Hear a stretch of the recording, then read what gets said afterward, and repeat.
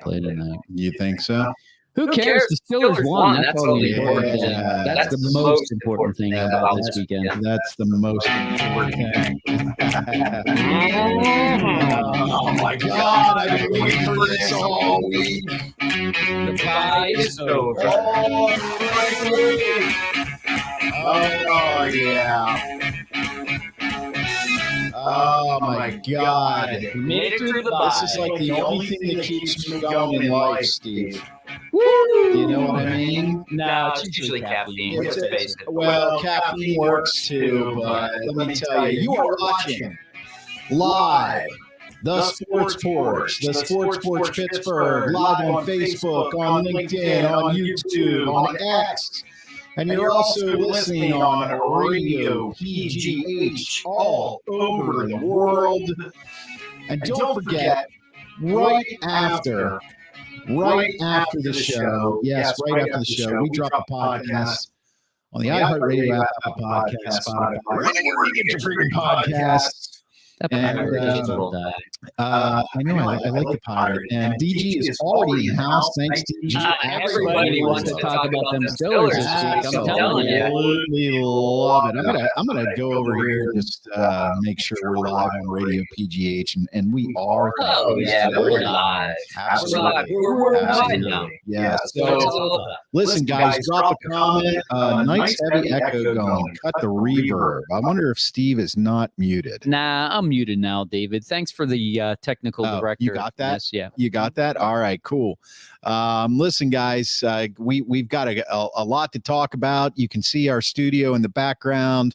We actually have the Phillies game on the back in the, behind Steve there, in honor of course, Mark, who is not with us. The television replaces Mark. The consummate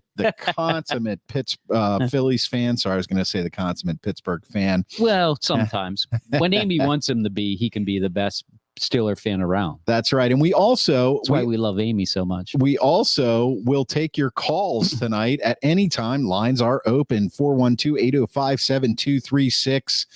And let's just start the show with this. Hey, the Steelers are 4-2. We're in the running. That's all that we've ever wanted, right? Absolutely. The Steelers are built to be the team that looks terrible all the time, but yet somehow manage a win and just want to be, they just want to be relevant. And that's really what they are right now at 4-2. Yeah. Two of their 4 wins are against, divisional rivals. They're 2-0 in the division, which is very important. And, what can you say? This team is not going to wow you with their offense. They will make a splash play with their defense, though, and I think that's why people keep coming back. Yeah, and that play by T.J. Watt, I mean, go figure. The guy can do everything. Dude, I had flashbacks to that Cleveland game. Yeah. That's exactly what happened. It was like, it's not looking really good there. Who knows what's going to happen here, Tomlin, in his infinite wisdom, decided that he wanted the offense on the field first yesterday, which makes absolutely no sense to me. Right. Like, why would you want the offense who has never ever scored a point in any of their opening drives to take the ball? I don't know. I think he's really trying to instill some confidence in them, but guess what? Yeah. It's not really working. Yeah. I think it's not really working at all. Hey, DG, drop us a comment if the audio is sounding okay. We're having a little connection issue here, and I'm just trying to keep everything copacetic. I'm pretty sure it's good because, I did have my mute unmuted. It was not on mute, but now I'm muted, so it should be good. Right. Okay. I think it is too. So let's go back to the Steelers. I have the Steelers right now. I've got their stats up here, and I want to know how everybody feels about this. 4-2. Did the offense did it look better? Thanks, Mike. Yes, the offense definitely looked better. Okay. How much better? Well, what part of the offense? The thing that I noticed the most, and let's just start with this. The thing that I noticed the most about the offense was the movement in the offensive line. Right. For the first time ever, I saw a left tackle move into like the right guard position and tried to block somebody there. Right. That's brilliant. That's old school Steeler trapping, you know? Yes. And I think it helped a lot. I really did. To me, it looked like there was that misdirection by the offensive lineman kind of like surprised even Aaron Donald, you know? And granted, they were running away from that guy and they should have. Job of that opening up better holes for the offense. And clearly the reason some of those pass plays worked was because they were going to play action and it kind of stunned them. Like on that Connor Hayward one where he probably should have scored a touchdown. Right. That was a really nice handoff fake. And Connor kind of moved in like he was going to block. And you could see the whole linebacker crew just jump up. And then when Kenny didn't hand the ball off, I think they were like confused, like, wait, we've never seen this before. We've never seen a play action from the Steelers. Right. And Hayward was wide open and he just couldn't beat the safety for a touchdown. They got in anyways. Yeah. So CD says 37% better. There were some more holes. DG says, sounds great. It cleared up. Okay, great. So I do what I do, David. Yeah. Yep. The what will we call you? The substitute technical director. Move that out of the way there, buddy. That microphone stand there. Just why? I kind of like it. You like that? You like it? It's like a good. Do you like rest for my head? Big strong piece of metal next to you? Well, there's a lot of places I like big strong metal, but that's not one of the places near my head. Yeah. And what I said is, did the Steelers offense look better? We'll take your calls if you want to give us a buzz here. 412-805-7236. Get your thoughts on that. Let's go over some of the stats here, and then I'll give you my opinions, and you can tell me what you think about them. How about I think the only stat that matters is the 4-2, but I'll play your game. Yeah. Okay. I'll play your game. Play my game, please. Kenny Pickett, 17-25 for 230 yards, averaging 9.2 yards an attempt. He was sacked twice for 16 yards. His quarterback rating was 97. So not bad. Well, here's the thing about Kenny Pickett. If you take all of Kenny Pickett from the first 3 quarters and you throw that Kenny Pickett away, right, and you take the Kenny Pickett, who I think was like 7 for 7 for 135 yards, and I don't think he threw a touchdown. Maybe he did. No, he didn't. He didn't throw a touchdown. No touchdown passes, no interceptions. So still 7 for 7 for like 130 yards on those 2 drives in the fourth quarter. I'll take that Kenny Pickett every day. Yeah, but here's the thing, and I said this at the beginning of the season. He's not throwing enough touchdown passes. No. And I know, like, I don't even know if they had a rushing touchdown before this week, and I think they had 3 this week. And so the running game's getting better, but the passing game is still what the passing game is. Splash, they got to rely on the splash play, right? They did look better with Deontay Johnson in there, 100%. That definitely helped Pickens get open. But CA3, non-existent. Allen Robinson, did he even catch the ball? I think he had one. I could tell you that. Yeah. I was going to say 1 catch for 7 yards. Yeah. Right. Hayward, actually, I thought he filled in pretty good for Freiermuth. So yeah, two catches for 23 I have to yards. give it to Hayward. Right. I'm always hard on Ironhead Jr., but I think he had a pretty good game. I think he's filling in as a backup tight end pretty good. Well, I'll tell you, for me, right, everybody's talking about did Kenny Pickett, throw out the first 3 quarters and when it mattered, and a win is a win. What I saw, I think that's what they want him to do too, by the way. Well, I think they don't want him to look that terrible in the first 3 quarters. Now, I will admit there were certain parts of the game because I had to pause and do some things and then catch up, and that stuff that I missed. But yeah, dare I say we did not see a jet sweep? I didn't see one that was noticeable, put it that way, or run at the wrong time where it's like 3rd and 3 and it's a jet sweep. Right. If they did run one, then it was appropriate enough that it was not noticeable. Dare I say that Kenny Pickett looked a little more comfortable in the pocket throwing over the middle? Yeah, I think that's safe to say, especially after, like, in the first quarter, like in the first couple of series that they had the ball, it was like everybody after Kenny Pickett, and like he was getting clobbered. Yep. So I thought for that reason alone, I thought he did better, even if there were times he still got happy if he wanted to leave the pocket. I thought he definitely looked more comfortable, just like David said. Right. Najee Harris, 14 carries for 53 yards, averaging 3.8 a carry. He did have a rushing touchdown. Yes, he did. He also had 3 catches for 15 yards on 3 targets. You know what? Let me go back to Kenny Pickett. Yep. I think Kenny Pickett looked better. I just do. I'll reserve any sort of comments on Matt Canada. Thank you. To the end of our discussion here. And DG chimes in. I think Pickett did look more comfortable this game compared to last week. Okay. Well, you brought up Najee's statistic. Yeah. I think he had a better average yards per rushing than Jalen Warren did. He did not. Warren, 6 rushes for 32 yards and 6 rushes, 32 yards, and a touchdown, long rush, 13, 5.3 yards carry. Okay, so he had more average yards per rush. Now, Kevin Austin did have 1 carry for 1 yard, so he was in the game. I know he was in the game, but he was definitely not in the passing game. For sure. Yeah, exactly. And it's because they had Allen Robinson out there a lot. And, right. And I think they need to correct that. But you know how the Steelers are with their rookies, even though he's a second-year rookie. Right. We do have a call coming in. All right, let's see who wants to talk about what. Let's see what's going on here. Welcome, caller, to the show. Oh, hold on a second. Welcome, caller. Welcome to the show. Thank you. It's Schwaber. No, it's Mark. Watching the Phillies losing 5-1, and you know the opportunity to watch Craig Kimbrell pitch.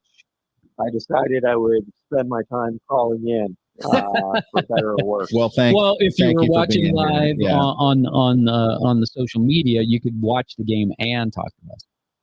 I see. We have it on the background. Yeah, we do have it in the background. We're watching Kimbrell probably lose this game. Well, it's already lost. Anyway, so what are your thoughts, Schwaber? You got anything that you want to add here? CD chimes in and says the running back split are only as productive as the OL. And I'm so with you're you. saying they didn't have a total of 100 yards rushing then? They had 86 yards rushing. I think the rushing game was the rushing attack was once again anemic. On how many carries? 14 for Najee, and how many? 29 total carries, 86 yards for 3-yard average. But they did have 3 rushing touchdowns. Kenny threw in a rushing touchdown. Yeah, but one of them was basically because of TJ Watt. So Schwaber, are you guys interested in talking to your caller or just each other? I didn't know we had a caller on line. Schwaber, sorry, caller. Schwaber, even when you're here, we're not interested in talking to you. So this is no different.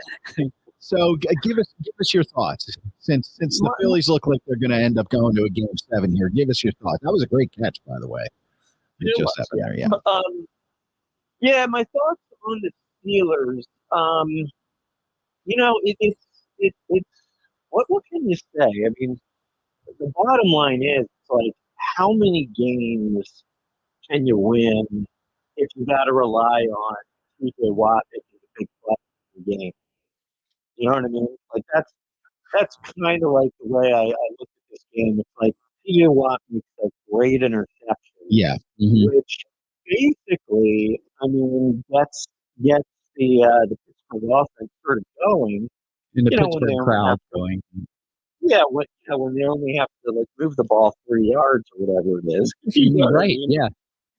So the trouble is that it's just you can't rely on it, especially against the better teams in the league. But I do think that in the second half, I would say midway through the third into the fourth quarter, it's the first time that the Steelers' offense actually looked capable. Looked like not anemic. Like they looked like they had some rhythm. I'm not a big Deontay Johnson fan, but I think him back means you can't put all your attention on Pickens. I thought it kind of freed Pickens up. Yeah, we didn't even get to that yet, right? So I think it freed him up a little bit. Mm-hmm. Kenny did make some good throws. I don't know though. I just sort of feel like it's a what do you call it? Conundrum. That term about the gold. I think it's a fool's gold 4-2. I don't, here's where I'm going to disagree a little bit with you. I actually think the defense can make a splash play. They did. That interception was a splash play. I mean, pretty much every game. I think they can do it. Yeah. The question is, will they do it when they're still in the game? Because let's face it, that game against the Texans, it didn't matter how many splash plays they made. They were just getting thrown all over the place. That's why I think this week's game against Jacksonville is very interesting, because Jacksonville has an excellent running game, and let's face it, Trevor Lawrence can pass the hell out of the ball to 2 or 3 players. So I think if they can do it against Jacksonville, then I'm going to be more excited than them doing it against the Rams, because I think the Rams get in their own way. And here's why I say that. They missed 2 field goals. They missed a point after attempt. They had a chance on that 1 field goal to go up by 10 points. And then what happens? The Steelers score a touchdown and they tie the game. Right. And I think the Rams think they're better than they are. And they're not really that good of a team, because Stafford, when you give him the ball all the time, he's gonna make that mistake. He's gonna forget to look for TJ Watt in the secondary, and he's gonna throw that interception. Yeah. And I think a lot of teams, the NFL is very mediocre right now. It seems to be. I think there are a lot of teams like that out there that this defense can take advantage of, but I don't think Trevor Lawrence is one of those quarterbacks. Well, let's stick to this game, and because obviously we're going to talk about our picks and everything. Schwab, are you going to stick around for this, or do you want to hop online? I can stick around for a little bit, or you could hop online so we could free up our phone lines just in case somebody else wants to call in. I don't want to do that because I want to watch the game. He's in his underwear. You never know when you're going to have the greatest comeback ever. Right? Yeah, that is true. It happened. True. It happened to Arizona already this series. Yeah. So back to what we're talking about here, receiving, because I do have a question there. Yeah. George Pickens, 5 for 107, no touchdowns, 31. Was his long. He was targeted 8 times. Deontay Johnson, he's back, 5 for 79. His long was 39. Connor Hayward, 2 for 23. Najee, 3 for 16. And then, Allen Robinson had 1 in there. So here's the one that I want to talk about first. Deontay Johnson coming back does make a difference, definitely. It was actually good to see that, because and it was a positive step too. This was one of the few games where I don't think he ran backwards. He wanted to on that one play. He wanted to, but he kind of stayed on the line, and he actually ended up getting the first down out of it. Yeah, that's right. And I think that this is going to be something that look, Freiermuth is on the IR.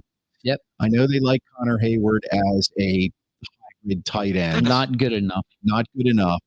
Where is Darnell Washington? I think they'll work him in. Honestly, so. I think he's he's not really a tight end first. He's more of a blocking back. So I think they want him to learn the blocking packages before he learns all the wide receiver, all the tight end packages where he can run. So I think depending on how long Freiermuth is going to be out, clearly he's going to be out at least 2 more games. If he's going to be out more after that, I think you'll see them bring in Washington in more passing situations. Yeah. So here's my question, though. Those taunting penalties, George Pickens, do we have to worry about his attitude? I'll let Mark take that one first. Well, I put out a text where I said my fear is that Pickens is going to become certainly nowhere near as insane, but maybe a lesser version of a Antonio Brown, kind of just your like standard diva receiver. He just doesn't know when to shut up. I could see that being a little bit of a problem, but look, we just have to see. Hopefully he'll mature. He's still only a second-year player. I like the excitement he brings, but when you get in somebody's face, when you try and headbutt somebody, when you go and shush somebody like Deontay did, that's just stupid. That's just unnecessary. I love being, excited about it. And if a defensive lineman gets up and is standing over and you get up and you're just staring at them, I think that's really good for the game. I love that. But you can't headbutt somebody. You can't push somebody. You can't go shush in their face like that, especially if you just made the big play.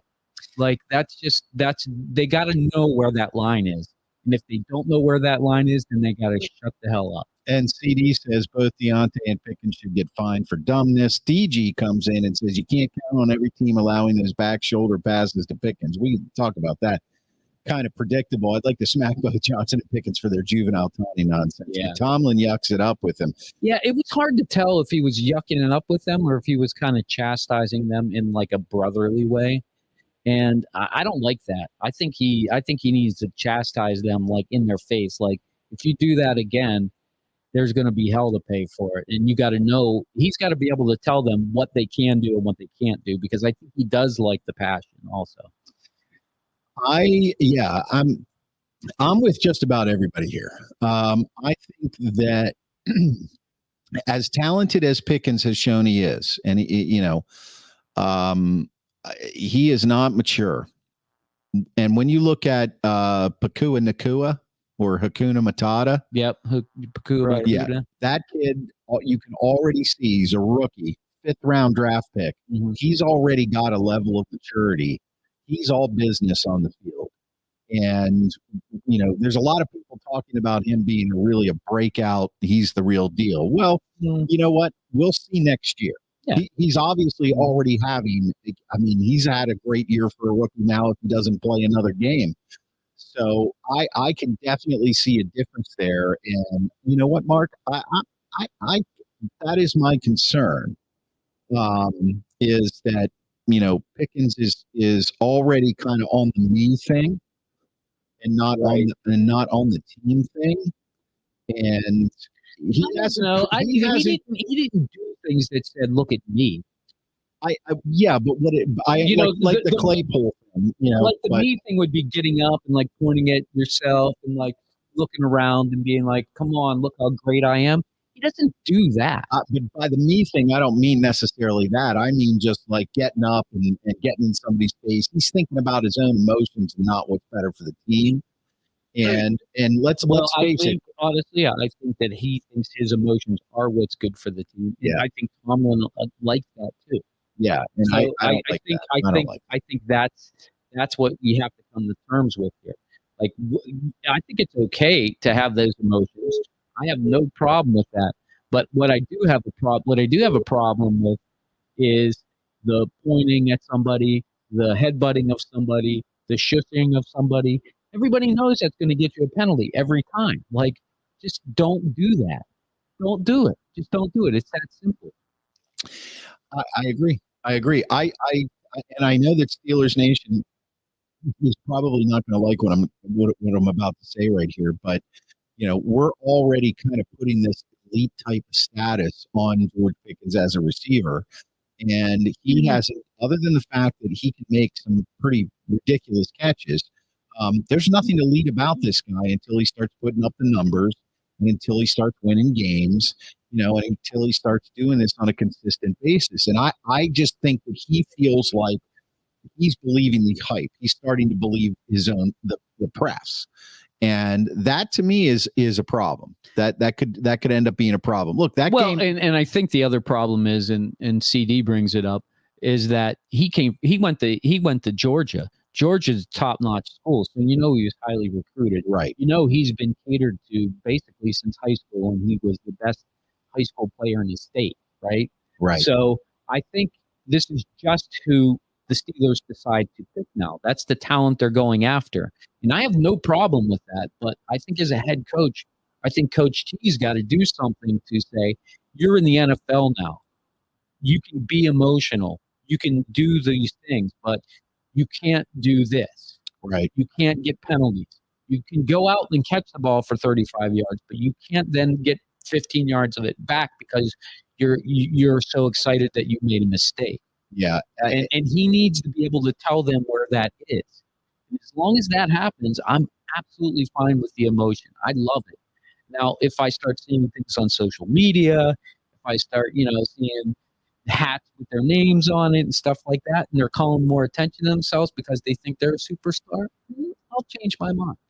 Well, maybe you will. I might. Maybe you will. I might, because you're right. This Pickens has done nothing yet in the league, right?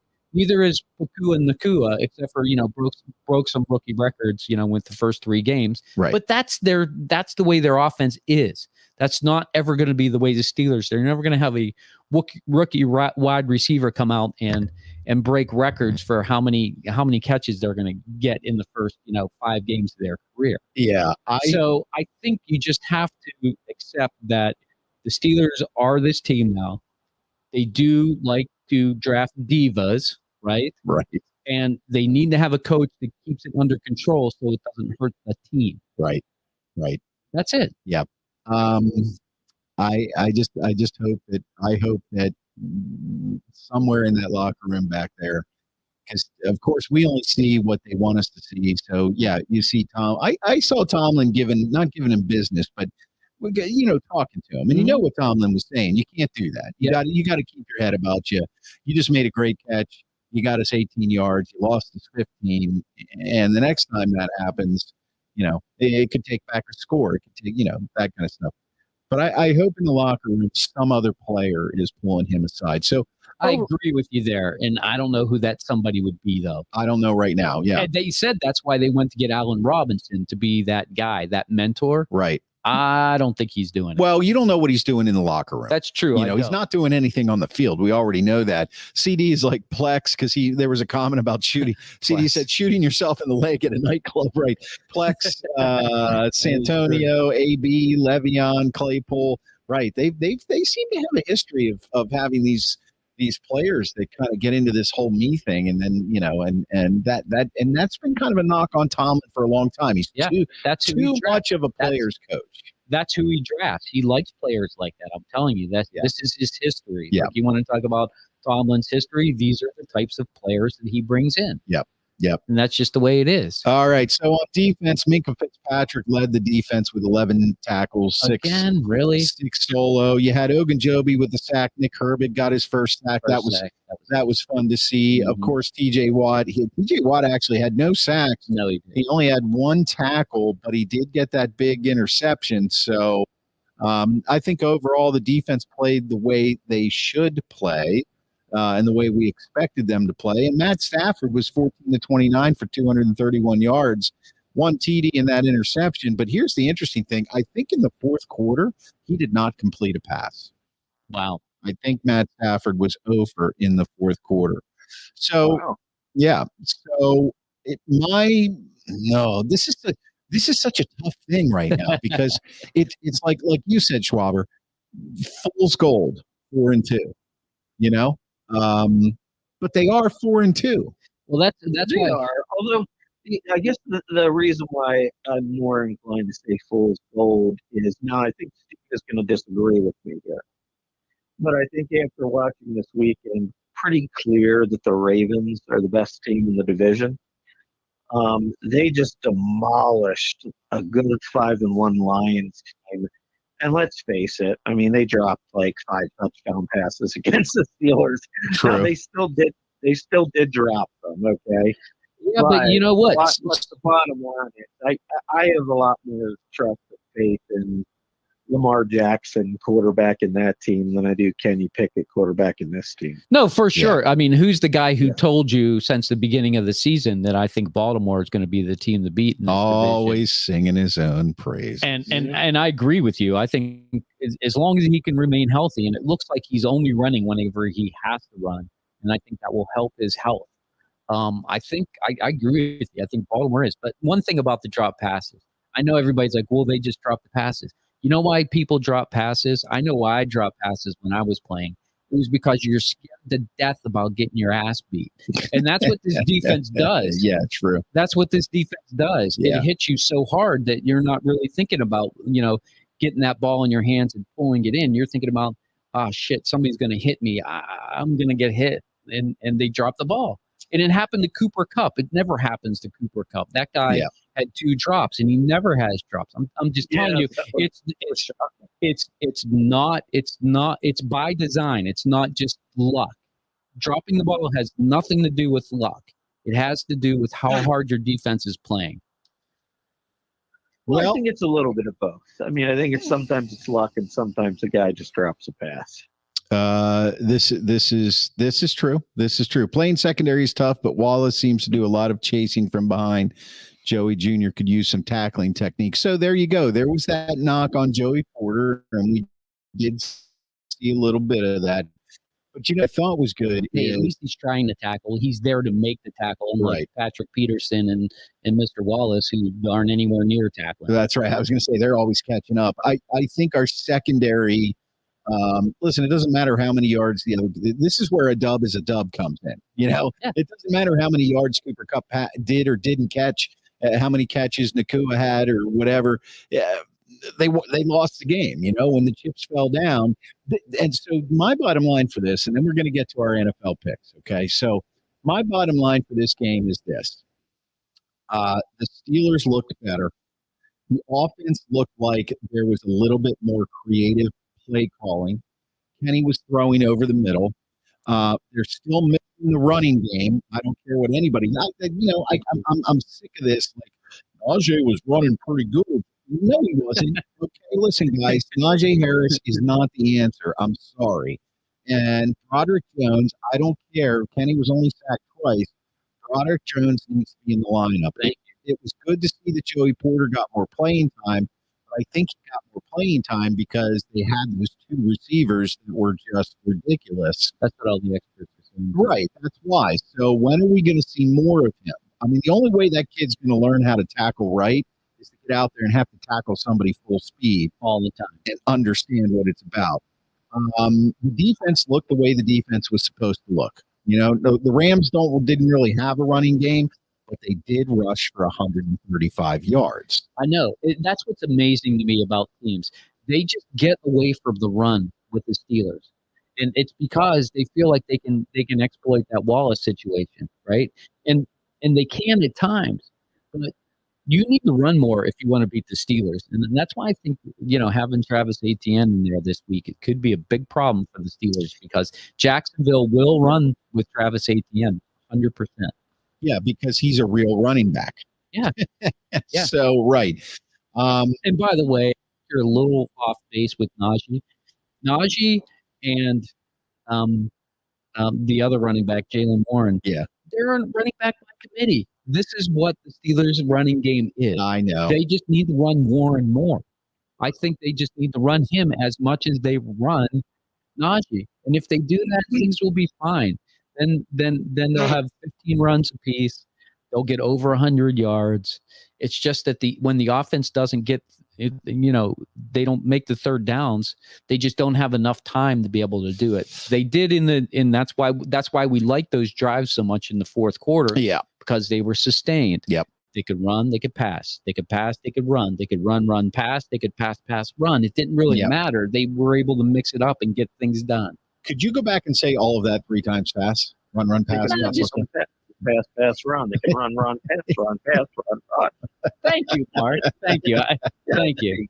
There you go. Hey, are we gonna make our pick before you get on to the Penguins? Yeah, we're gonna do that. Yeah. We're actually gonna do that right now. Okay, so for this, I thought maybe you didn't want to talk about the Flyers' hot start. Mark. Yeah, well, no, he doesn't want to do that. No, he's got to go back. I'm not gonna turn into Klein and make the Buccos or a World Series. Yeah, there you go. That's great. Thank you. Okay, just for the sake of what we've been doing with the Steelers, we all picked the Rams to win this game. We were all wrong. For the Steelers next week, Mark picked the Jags to win it, and Steve and Chris picked the Steelers to lose. And I picked them to lose. You did. Well, that's good because I think they are going to lose. There you go. Well, wait a minute. Let me make sure. Win, loss. Oh no. I picked Mark and Chris. Mark and I picked them to win. You picked them to lose. I picked them to lose. You picked them to lose. So, okay, what are our picks this week? First of all, Thursday nighter. Yeah, well, first of all, Mark was 2-1 last week. Steve was 2-1, and I was 0-3. Man, I'm falling behind. So, I don't think this is going to be the week you're going to want to pick upsets. Yeah, our NFL picks right now. Mark is 13-5, Steve is 10-8, and I am a woeful 6-12. We want to know, what is your pick? The first game we're talking about Thursday night, Bucks at the Bills. Schwaber, you're still on a roll. Bucks at the Bills. I'll say the Bills. Okay. Me too. There's no way the Bills are going to lose after they blew that against England. And I can't afford to fall behind anymore, so I am going with the Bills. You got to get a win. This is an easy win. Yeah. 7.5 point dog. Yeah, BG picks the Bills. Okay, next pick Sunday night. It's Bears at the Chargers. CD's right. That's almost a must win for the Bills too. Yeah. Bears at the Chargers. Boy, that's an interesting one. Sunday night. Bears. Chicago coming off a big win. Yeah, with a kid who like Division II and threw 30 points. I put 30 on the He's board. the new Brock Purdy, Hall of Fame. Nah. Hall of Fame. Go ahead. Come on. I'll go Chargers. I'll take Herbert over Division II quarterback. Yeah.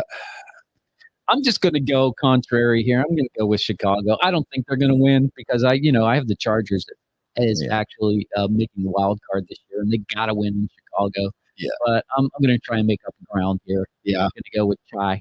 Okay, cool. I'm going with Bobby Herbert and the Chargers.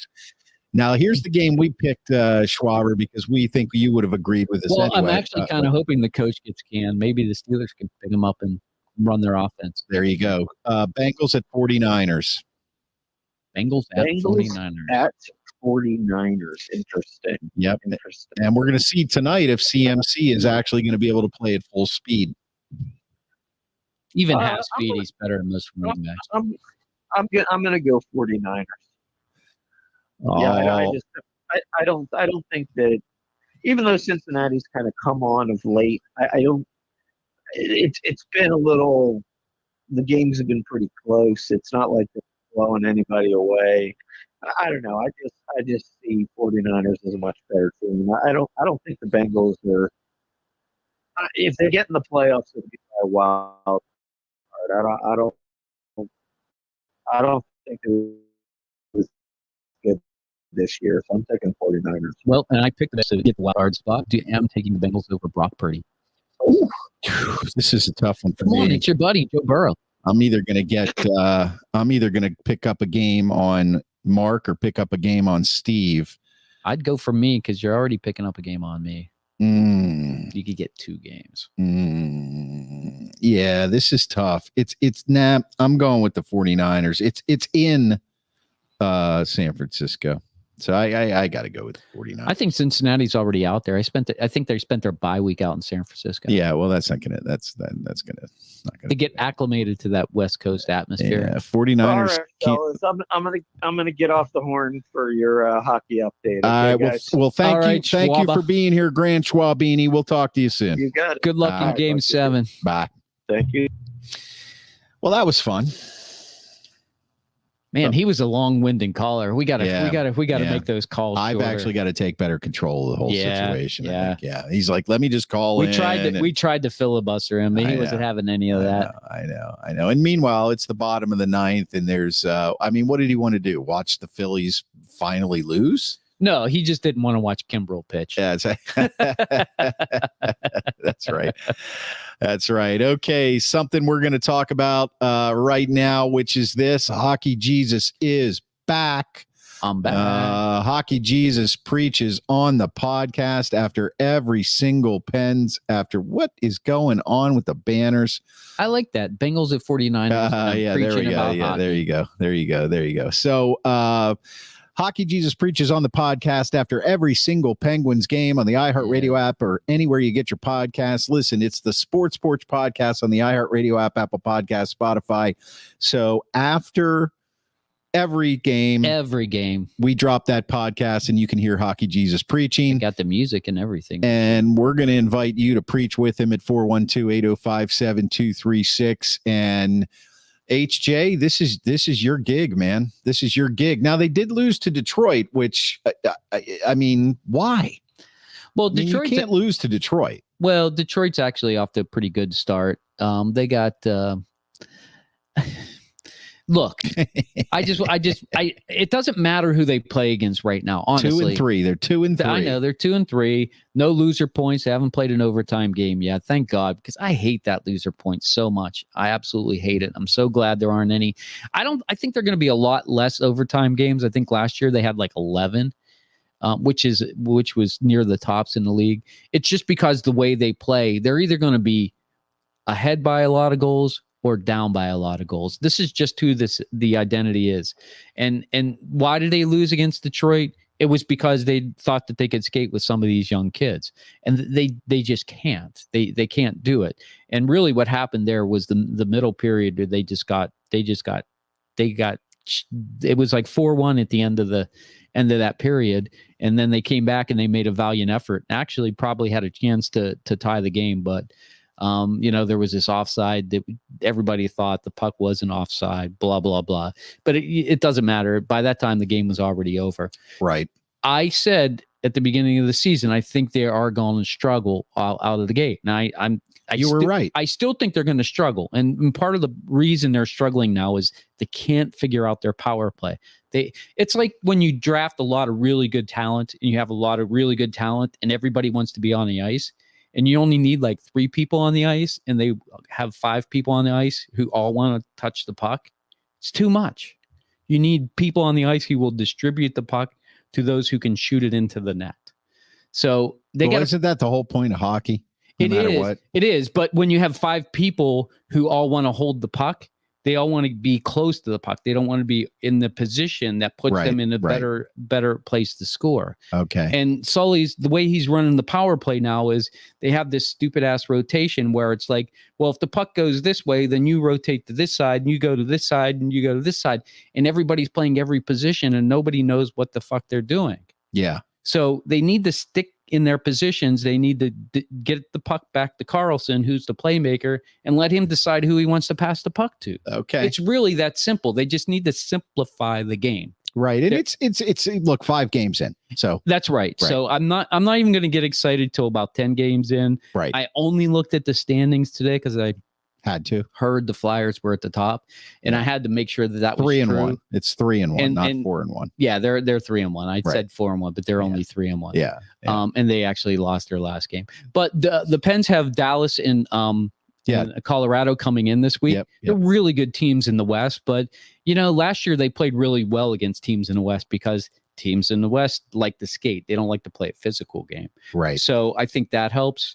One thing in that Detroit game that I thought was interesting was Dubas was interviewed between periods, and he really emphasized their need to get somebody who can mix things up a little bit.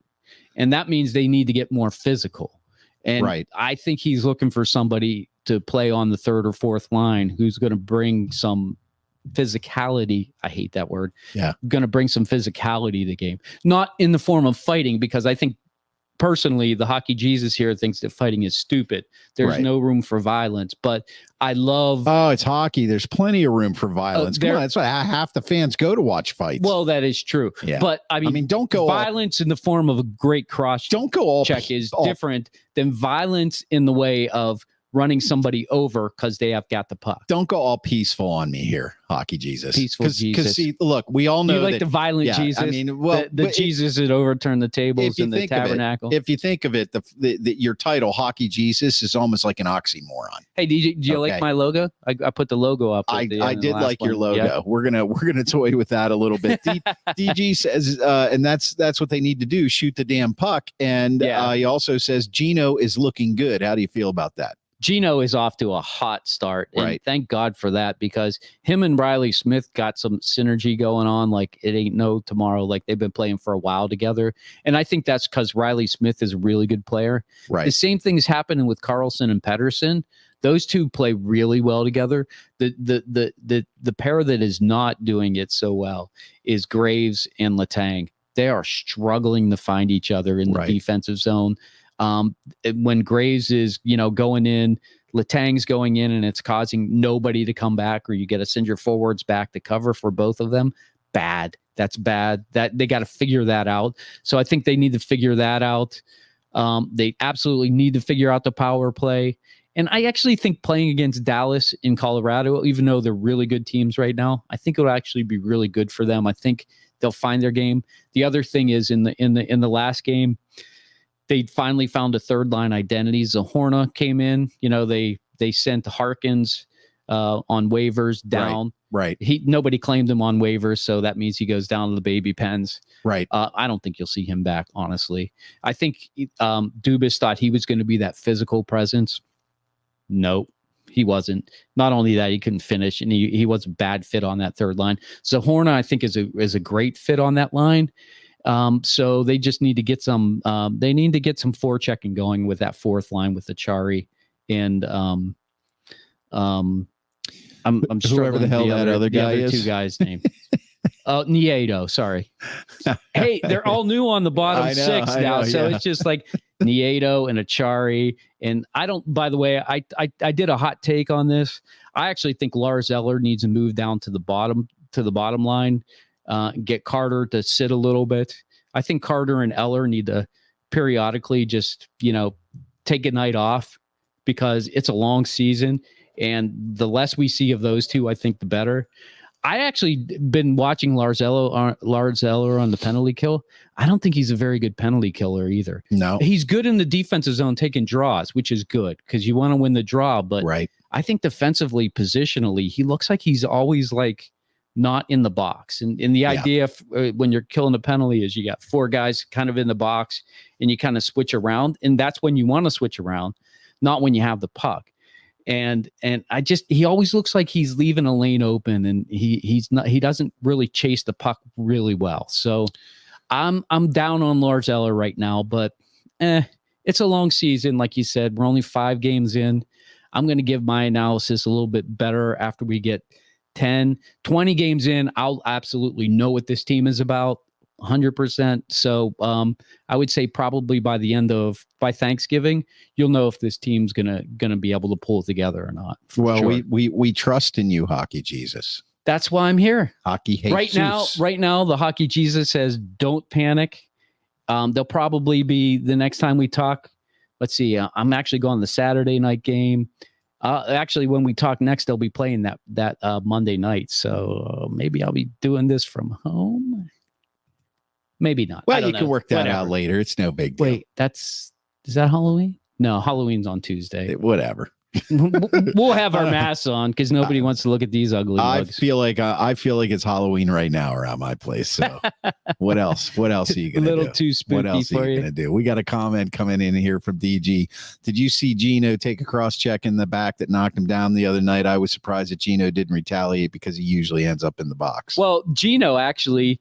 The goalie he got in the first period in the last game that they lost was just hilarious because this is how I know hockey's back for me. I was screaming at the television at the top of my lung. There is no effing way that was a penalty. Right. When Gino barely even touched that guy and he fell down and they said it was a hooking penalty or some shit like that. Right. I was screaming at the television because I thought for sure they were going to score a goal. And they actually had a really good power play. They didn't score. And then Krug couldn't keep it in.